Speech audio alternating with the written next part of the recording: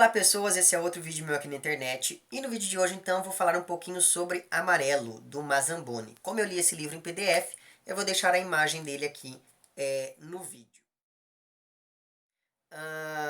Para quem aí acompanha a página do canal e para quem aí, enfim, acompanha o meu Facebook pessoal, sabe da grata surpresa que foi para mim ter lido esse livro, porque eu não sei se você percebe, mas assim, de uns 2 anos para cá, eu acho, ou de 1 ano para cá, sei lá, alguma coisa assim, eu ando pensando um pouco mais sobre essa questão toda da literatura contemporânea. E eu acho que eu já disse isso em uns vídeos aí para trás, que é o que me parece, enquanto leitor, não enquanto estudioso desse tipo de literatura, mas o que me parece é que há algumas diretrizes que vão, de certo modo, é, agregar essas várias produções literárias contemporâneas. Então você tem, por exemplo, uma vertente que vai falar bastante da questão do deslocamento, e daí você tem narrativas de viagem, como é o caso do Obzanias Viata, que é aquele livro da Verônica Stiga, que já tem vídeo no canal. Aí você tem também, por outro lado, aquele tipo de narrativa, que é uma narrativa que tenta, enfim, falar um pouquinho da questão dos grandes centros urbanos.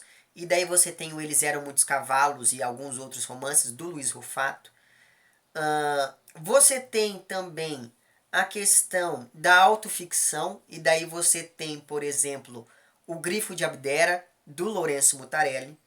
Você tem aquela temática da violência, não é? E dentro dessa temática da violência você tem uma outra temática que é a temática de dar voz às margens, não é? E daí você tem, por exemplo, a literatura do Marcelino Freire, que é onde isso fica aparente de um modo um pouco mais, enfim, mais explícito.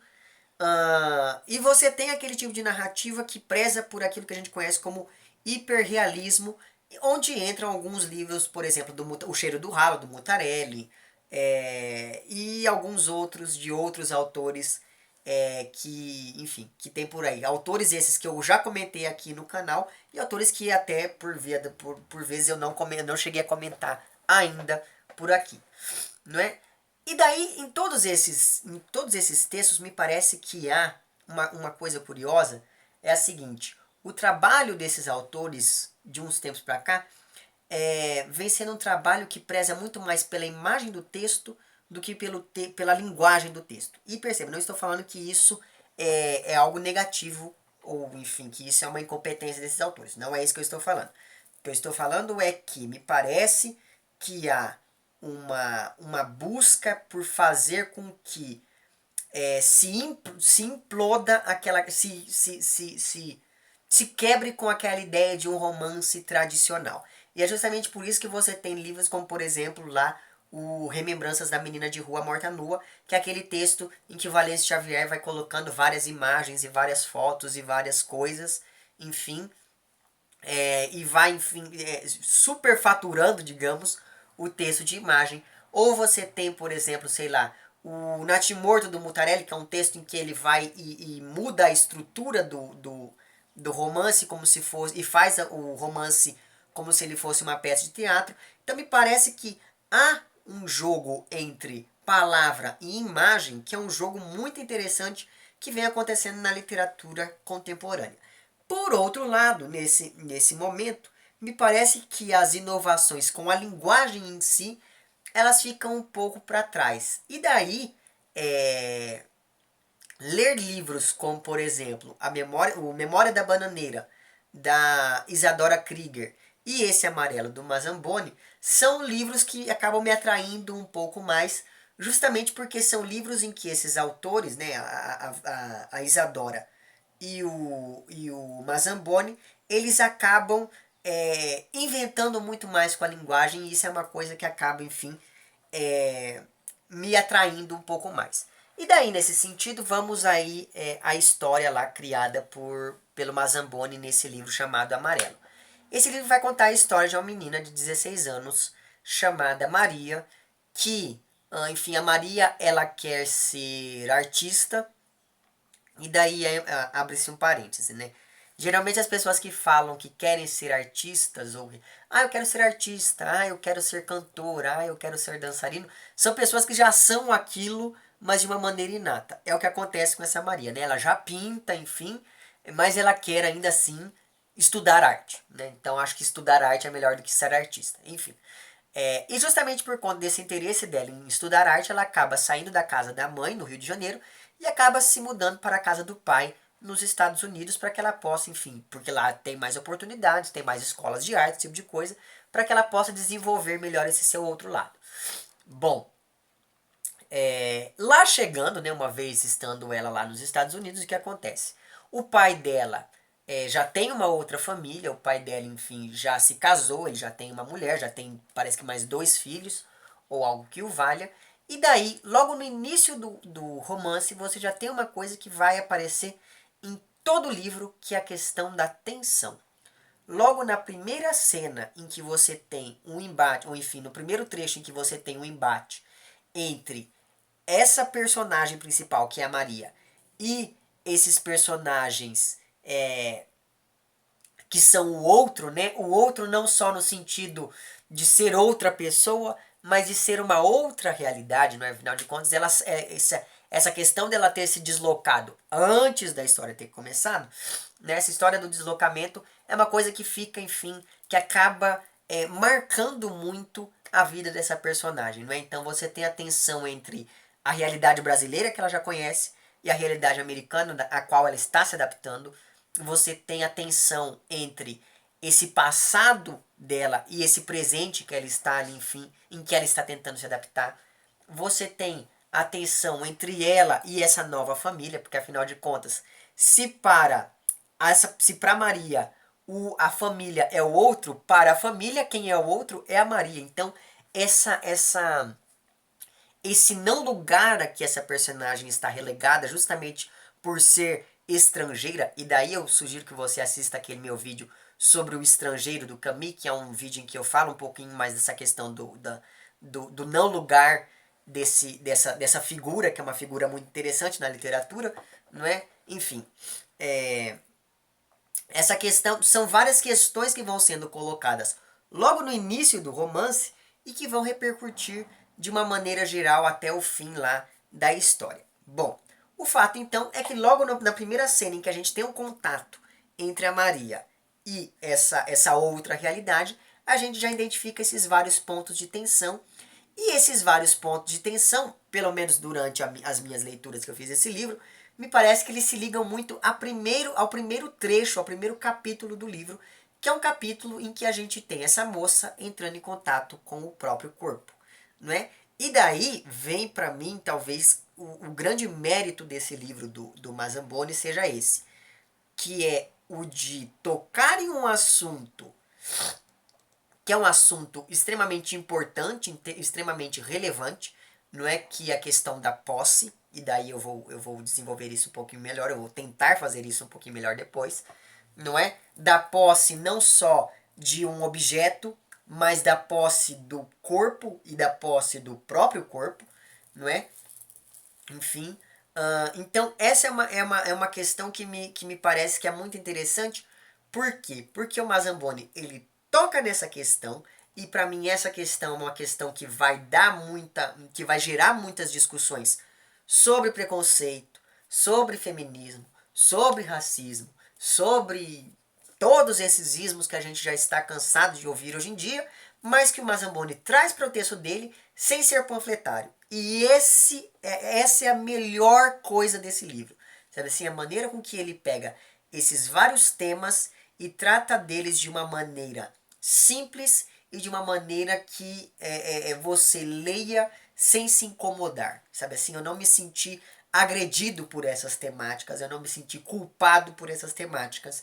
Ele simplesmente vai e aponta aquilo, sabe? E isso me parece que é uma coisa assim fundamental dentro da literatura, que é apontar as coisas. Sabe, a partir do momento em que a coisa fica panfletária demais, eu acabo me desinteressando por ela. Mas enfim, o fato então é que o Mazamboni ele vai apontando esses vários tópicos e vai introduzindo esses tópicos dentro do texto de maneira quase que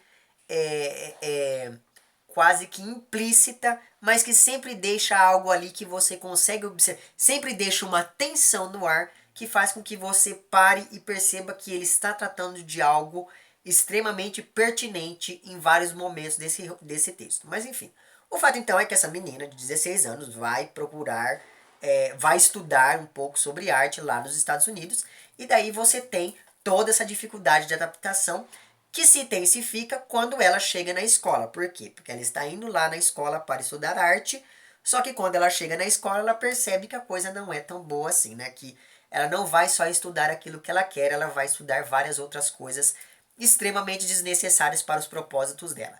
Nisso, ela acaba entrando em contato com um professor de matemática que é 30 anos mais velho do que ela, né? Ela tem 16 anos, ele tem 47, se não me engano. E daí o que acontece? Acontece que esse professor de matemática, e daí você tem um novo ponto de tensão, que é a tensão entre a lógica da matemática e a liberdade artística, mas essas duas coisas acabam, essa tensão dialética entre essas duas coisas acabam fazendo com que essa liberdade vá um pouco para o campo da matemática e essa lógica vá um pouco para o campo da arte.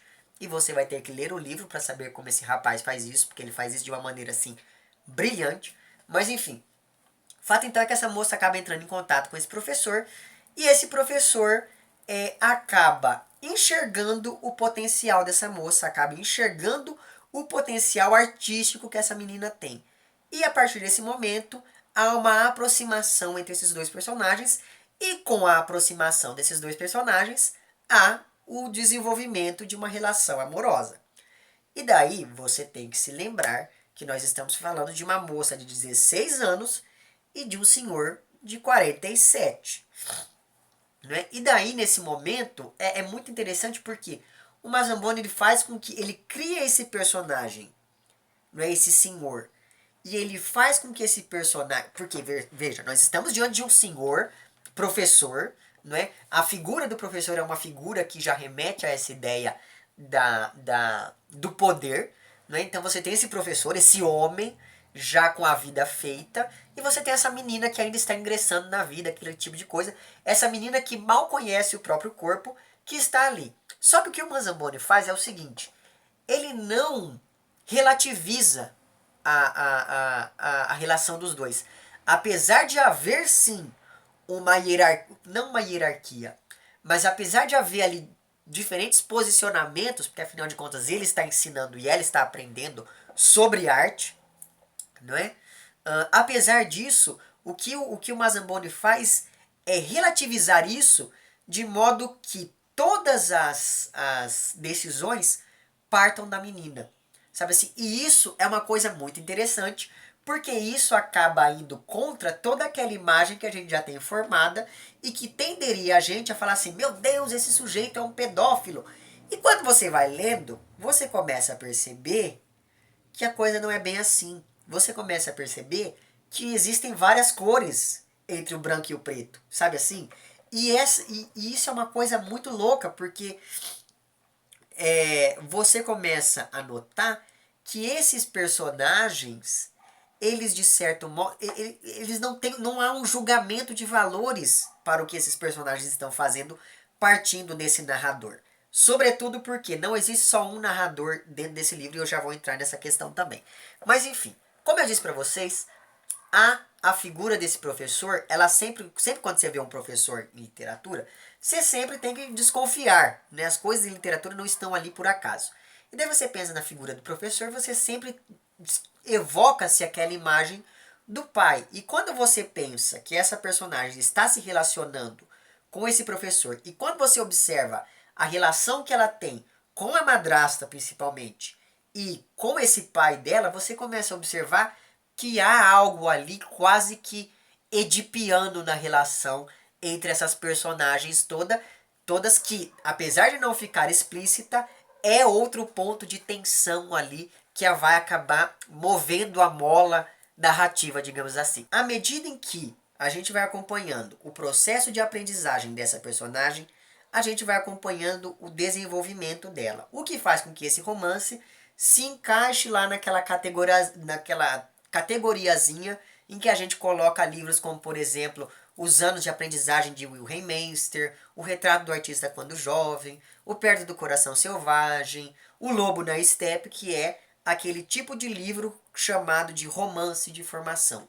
Nós estamos aqui diante de uma moça que vai, de uma personagem que vai se delineando à medida em que o texto avança. E aí é que entra uma das outras grandes coisas desse romance, que é o seguinte: o Mazamboni ele não coloca, eu não sei até que ponto isso foi uma coisa proposital ou se isso é mero acaso, mas isso também não importa, porque afinal de contas o livro está publicado e o autor não pode mais dar pitaco em nada. Mas enfim, o fato então é o seguinte: o Mazamboni ele pega e ele vai fazer essa personagem é, inserida nesse processo de aprendizagem e para que ele constrói essa personagem em um processo de vir a ser. Assim como ela quer vir a ser uma artista, ela vem a ser uma personagem à medida em que o livro avança. À medida em que o livro avança, você começa a observar que essa personagem vai se delineando melhor.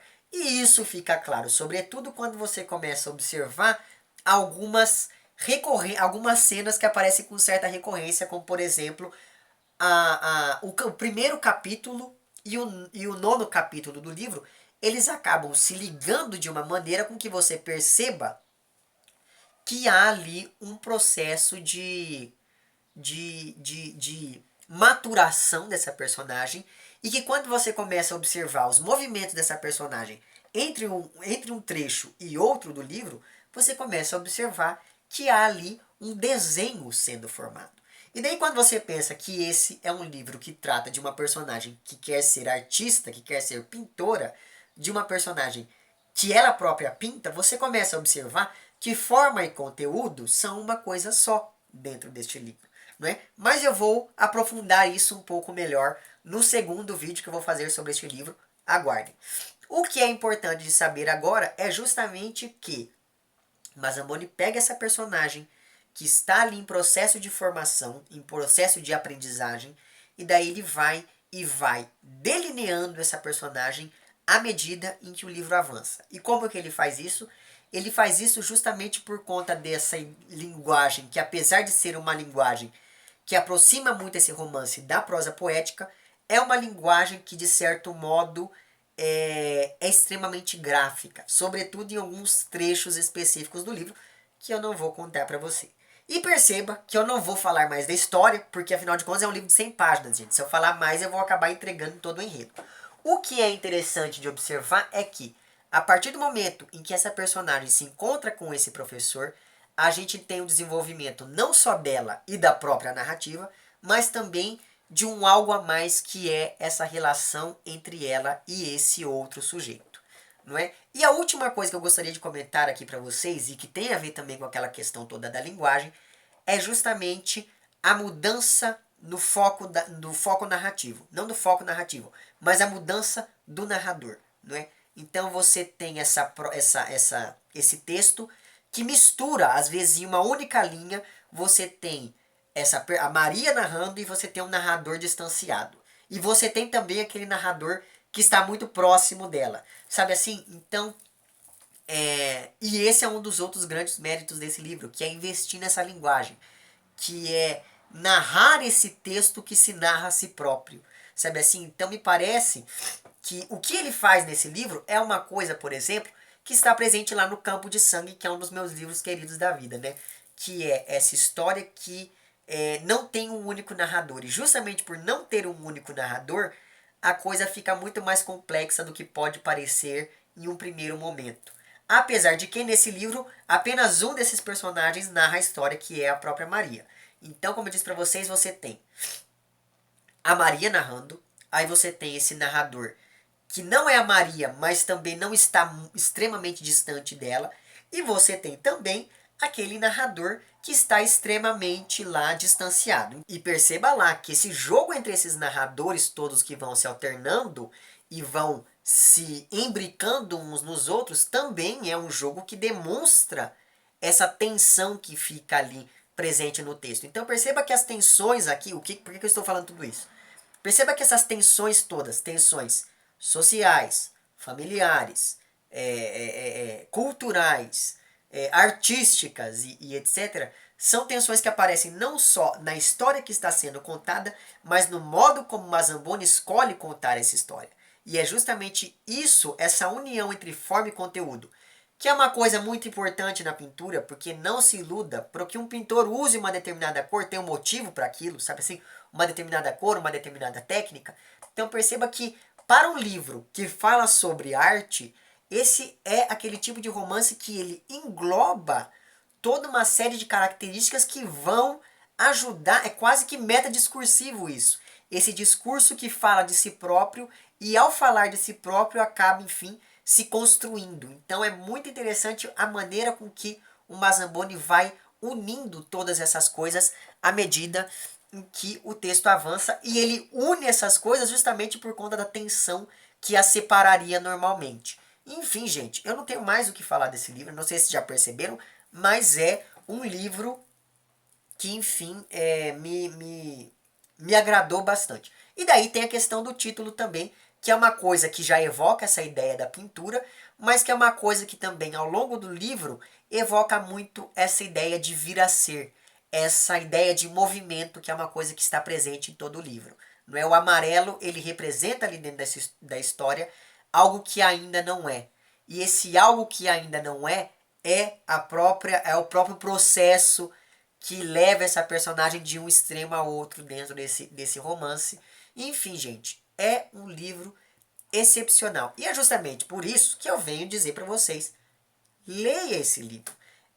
Esse livro, pelo que eu pude observar lá na página da Amazon, ele está concorrendo àquele prêmio Kindle, né? Então, assim, eu não li todos os outros romances que estão concorrendo também, mas pelo que eu pude observar, eu acho que esse, assim, na minha opinião, esse é o romance que merece. Porque esse, conforme eu fui lendo, eu já fui tendo ideias, eu já fui, enfim, pensando em várias coisas que essa leitura possibilita para que a gente possa ir pensando em como que a literatura brasileira contemporânea está se delineando.